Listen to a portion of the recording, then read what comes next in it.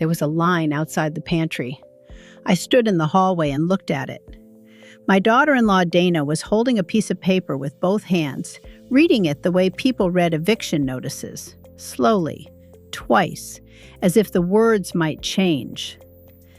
"Mildred, what is this?" Not a question, a statement. The kind Dana made when she already knew the answer and hated it. "That's the claims department. Tuesday and Thursday, 2 to 3:30. If you'd like to discuss the dinner menu, you'll need to book a slot. The next opening is Thursday." Dana looked at the paper, then at me, then at Tyler, who was walking past the kitchen in his baseball cleats, carefully placing a small yellow token on the counter without breaking stride. "Grandma, 5 grandma coins for unloading the dishwasher." "Logged. I'll update the ledger." Dana's mouth opened, closed. "Mom, I need 40 grandma coins for screen time. I'm only at 23. From somewhere deeper in the house, my son Greg's voice floated through. "Honey, everything okay out there?" Dana didn't answer him. She was still looking at the paper. "My name is Mildred Sharp, 68 years old, retired Chief Financial Officer, 32 years, Hargrove Manufacturing, annual revenue north of $40 million. Widow. Grandmother of Tyler, age 8, and Sophie, age 11.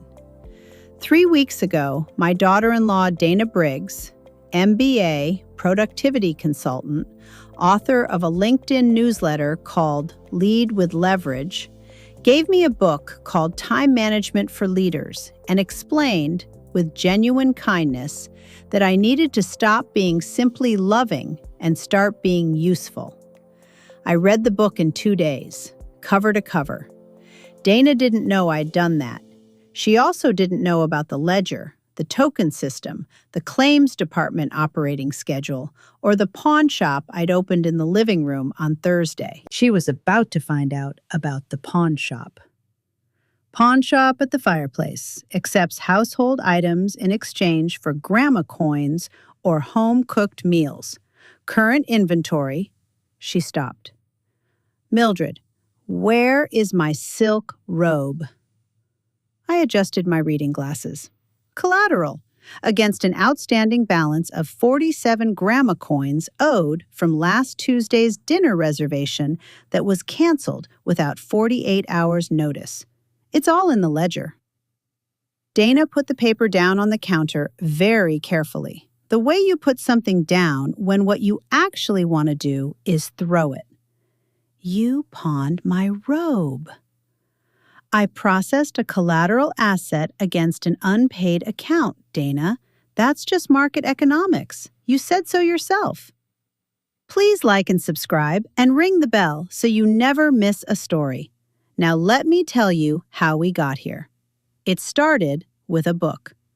3 weeks before the pantry line, on a Sunday morning in October, Dana came downstairs in her silk robe, the same robe that would later become collateral, carrying a coffee mug and a gift-wrapped package.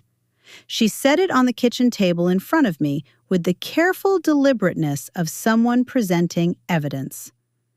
"Mildred, I got you something." I was making Tyler's oatmeal. Sophie was at the table doing homework she hadn't done Friday. The kitchen smelled like cinnamon and burnt toast because Greg always burned his toast and never once in 11 years of marriage learned to lower the setting. "That's thoughtful, Dana. What's the occasion?" "No occasion. I've been thinking about how you spend your time here, with the kids." I put the oatmeal in front of Tyler. He didn't look up from his tablet. "Tablet off during breakfast." "1 second. Now, please." He turned it off. This is relevant later. Dana unwrapped the package herself, which told me everything I needed to know about how this conversation was going to go. She slid the book across the table. Time Management for Leaders, a productivity framework for the modern home. A man in a tie on the cover, looking at something off camera with quiet confidence. There's a whole chapter on structured engagement with children. KP is, reward systems, accountability frameworks. The author is fantastic. He consulted for Google. I thought maybe you could use some of these ideas instead of just, she paused. Just loving them? The kitchen was quiet for a moment. Sophie looked up from her homework. Tyler looked at the book. Greg, who had just appeared in the doorway with his burned toast, looked at the ceiling. Instead of just loving them? No, I don't mean it like that. I mean in addition to, structure and love, both. It's actually better for their development. There's research.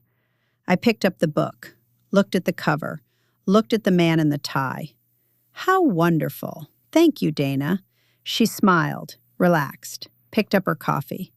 Greg caught my eye over her shoulder. His expression said, I am so sorry, and also, please do not burn the house down. I smiled at him, too. What Dana didn't know about me could fill a quarterly report, which I know how to write because I wrote them for 32 years. I started at Hargrove Manufacturing at 31 as a junior accountant. I left at 63 as CFO. In between, I managed a department of 16 people, oversaw 2 mergers, survived 3 recessions, and once presented a restructuring plan to the board of directors at 7 in the morning on a Tuesday after working through the night because the external auditors had found a discrepancy that turned out to be a decimal point error in a spreadsheet that a 24-year-old named Kevin had made at 11 p.m. on a Friday. We fixed it, Kevin cried. I bought him a sandwich and told him to go home. I knew what KPIs were. I had written KPIs. I had fired people who missed KPIs and promoted people who exceeded them. I had sat in rooms with consultants who charged $400 an hour to tell me things I already knew, and I had smiled and nodded and then gone back to my office and done what actually worked. I knew what a productivity framework was. I also knew that Dana's LinkedIn newsletter, Lead with Leverage, had 842 followers, which I had checked while reading her bio, which I had found while reading the acknowledgments of the book she gave me, in which she was thanked by the author for her sharp, strategic insights. I read the book in 2 days. It was fine. The chapter on reward systems was actually useful. I started thinking. The thing about Dana was that she wasn't a bad person. This is important. The story doesn't work if she's simply a villain, and she wasn't. She was a person who had decided, somewhere along the way, that efficiency was the same as love, that systems were the same as care, and that anything which couldn't be measured probably wasn't valuable. She managed her family the way she managed her clients, with frameworks, with metrics, with a whiteboard in the kitchen where the children's responsibilities were listed under the heading Weekly Deliverables. Tyler had a column. Sophie had a column. There was even a column with my name on it, which I discovered on a Wednesday when I came downstairs and found Dana adding items. I stood in the kitchen doorway and read, Mildred, Alignment Goals. 1. Reduce unstructured free playtime. Target, minus 30%. 2. Implement pre-approved snack protocol. 3. Attend weekly family sync. Sundays, 7 p.m. Dana, not turning around. Morning, Mildred. I added you to the board, just so everyone's on the same page. I looked at my column for a moment. Dana, am I an employee? Of course not. Your family. This is it's how we stay organized. It works really well for the kids.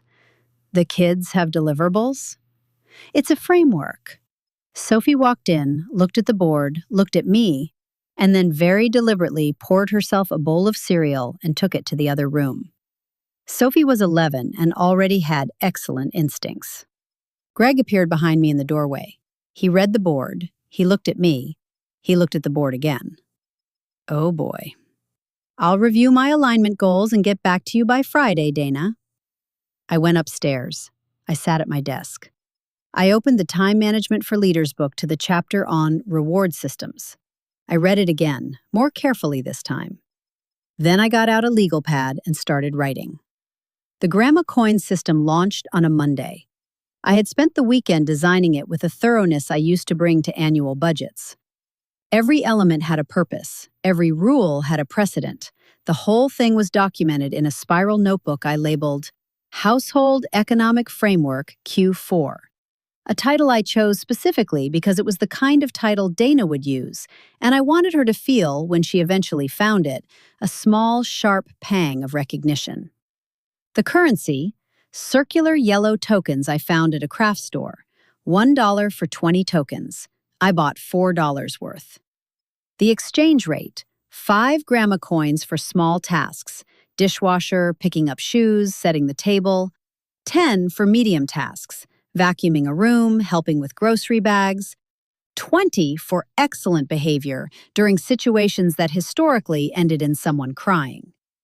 Redemption options, screen time, 10 coins per 30 minutes, a homemade cookie, 5 coins, staying up 15 minutes past bedtime on a school night, 30 coins, 1 veto on a vegetable at dinner, 8 coins. I explained the system to Tyler and Sophie on Monday morning before school. Tyler's eyes went very wide, and he immediately asked how many coins he could earn in a week. Sophie asked whether the vegetable veto applied to Brussels sprouts specifically or vegetables as a category. Vegetables as a category, but Brussels sprouts cost 6 coins instead of 8 because they are genuinely terrible, and I believe in transparent pricing. Sophie said this was fair. Tyler shook her hand. They left for school. I made coffee. I waited. Dana came downstairs at 8:45. She read the laminated rate card I had posted on the refrigerator next to the weekly deliverables board. She stood there for a long moment.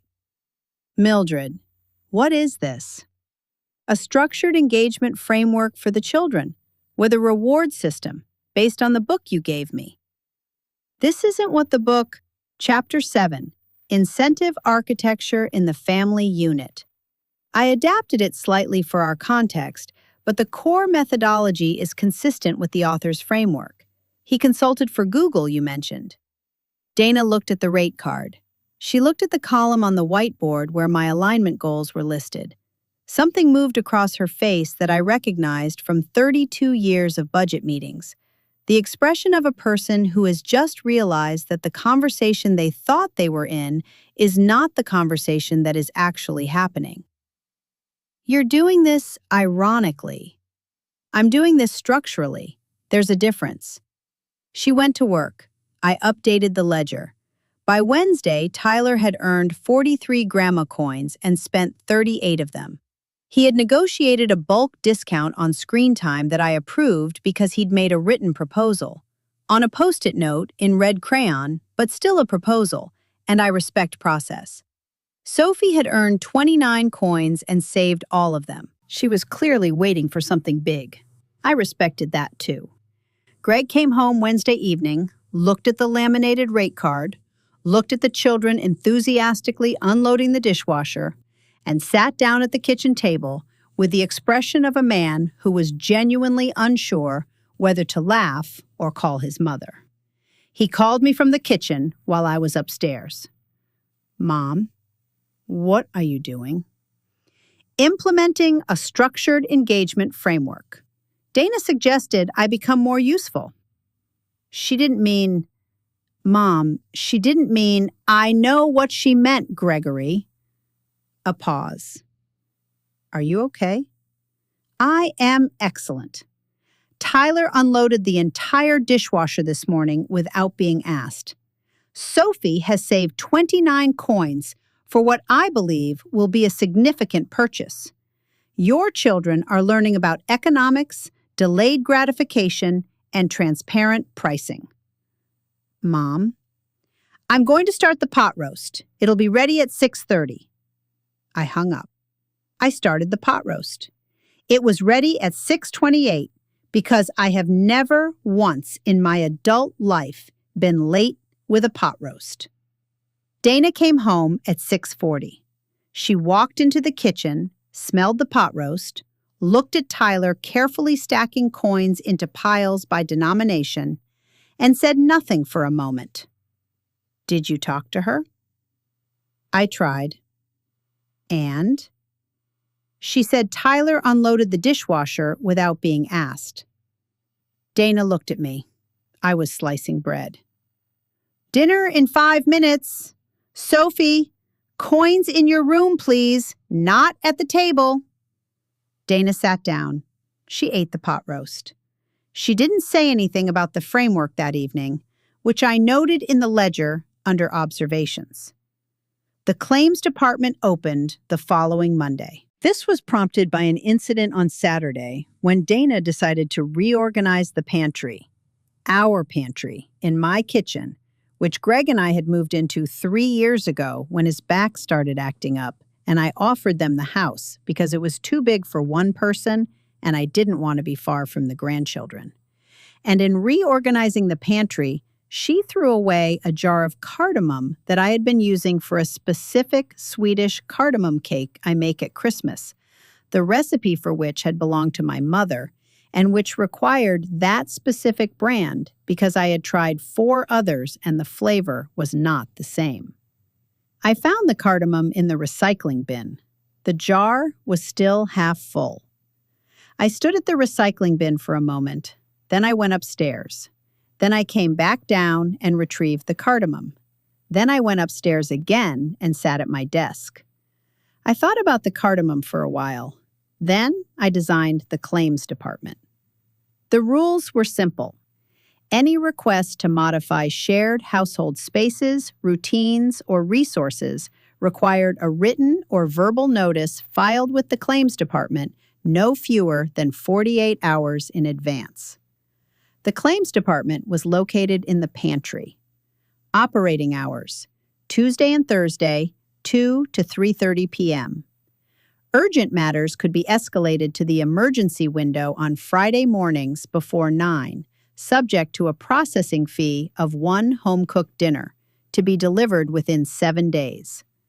I posted the notice Monday morning. Dana found it at 7:45. Retroactive claims may be filed for incidents occurring within the previous 30 days. All claims are subject to review and resolution within 5 to 7 business days. The claims department reserves the right to... She stopped reading. Your mother. Greg, I heard. Are you going to say something? She found the cardamom in the recycling bin, Dana. A silence. It was taking up space. It was her mother's recipe. I didn't know that. Did you ask?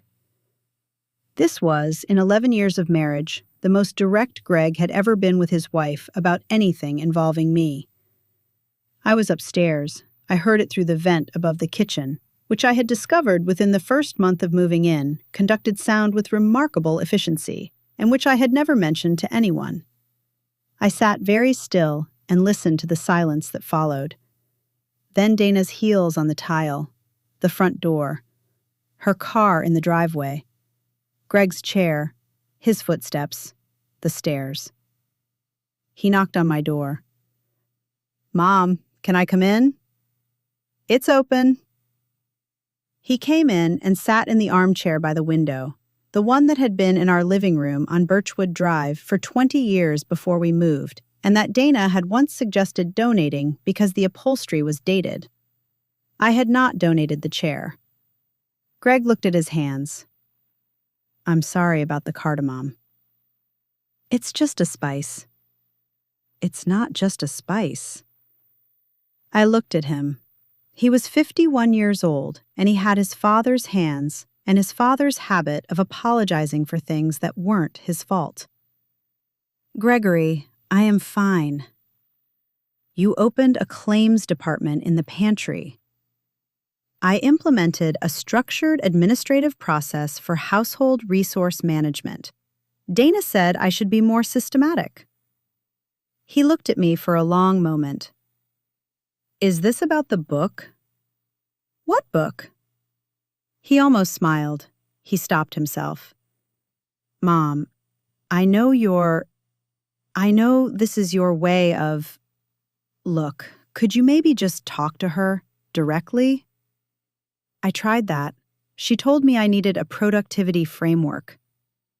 That's not. She put me on the whiteboard, Gregory. I have alignment goals. One of them is to reduce unstructured free play time with your children by 30%. Greg was quiet. That's a lot. It is. I didn't know about the whiteboard. I know you didn't. He sat there for another minute. Outside the window, a neighbor's dog was barking at something. The neighborhood smelled like October, wet leaves and wood smoke from someone's fireplace. I'll talk to her. You don't have to, Gregory. I want to. I know, but I have it handled. He looked at me with an expression that contained several things at once: love, worry, and the specific exhaustion of a man who understood that his mother had a plan and that the plan was already in motion and that the best he could do at this point was stay out of the way and make sure nobody got legally hurt. Okay. The pot roast on Wednesday is going to be very good. It always is. He left. I updated the ledger. The pawn shop at the fireplace was not originally part of the plan. It emerged organically, the way all the best institutional innovations do, from a specific problem that required a specific solution. The problem was this.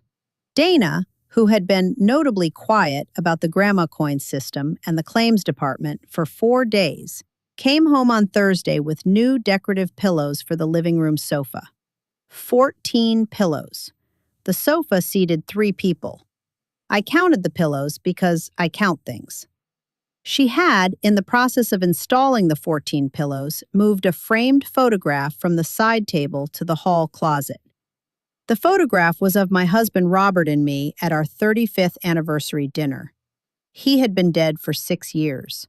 The photo had been on that table since we moved in. I found it in the closet on a Friday morning, behind Dana's dry cleaning. I stood in the closet for a moment. I thought about Robert. I thought about the cardamom. I thought about the whiteboard and the alignment goals and the 32 years of quarterly reports and the fact that I had given them this house. Given it, not rented it, not loaned it, because I loved my son and wanted to be near my grandchildren. I went upstairs. I sat at my desk. I thought for a long time. Then I went back downstairs. I took the photograph out of the closet. I put it back on the side table, displacing 2 of the 14 pillows. I looked at Robert's face in the photo. I'm going to need a pawn shop. I said this to no one. It felt right to say it out loud. The pawn shop at the fireplace opened the following Monday, operating under the following terms. Any household item of personal or monetary value could be deposited with the pawn shop as collateral against outstanding grandma coin balances or unredeemed claims department filings.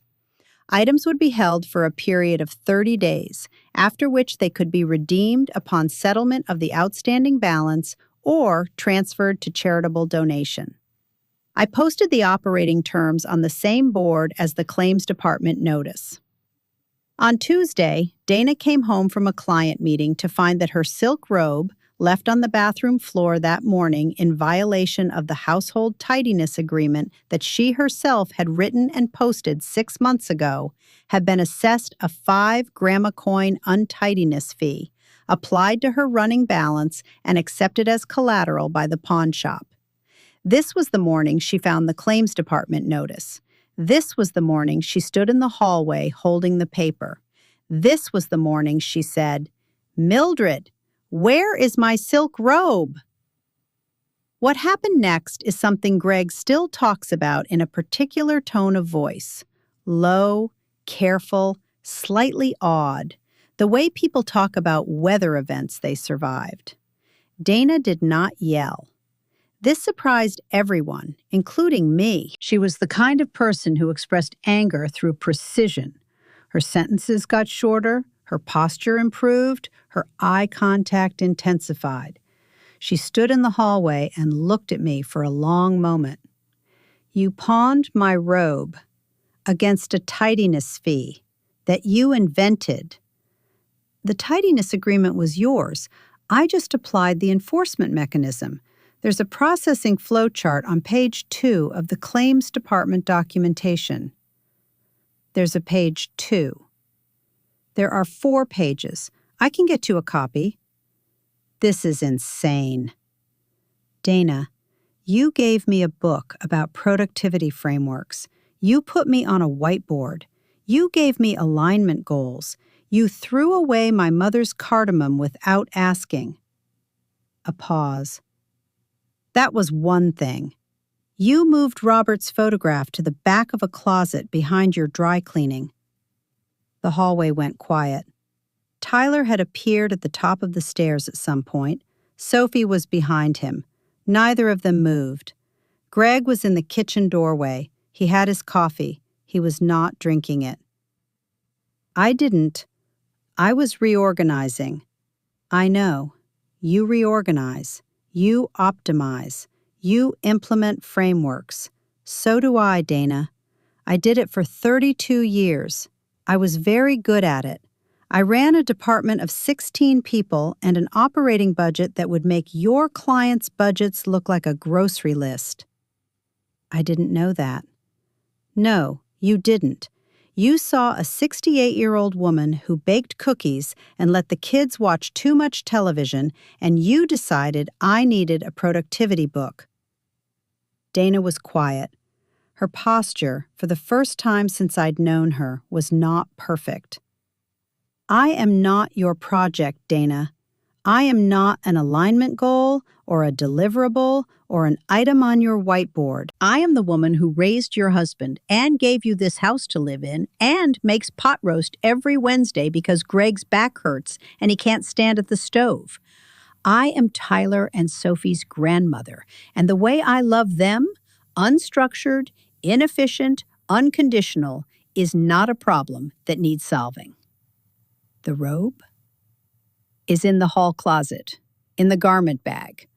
I never actually pawned it. The pawn shop is theoretical. Theoretical. The principle was the point. You respond to systems. I built one. Dana stood there for a moment.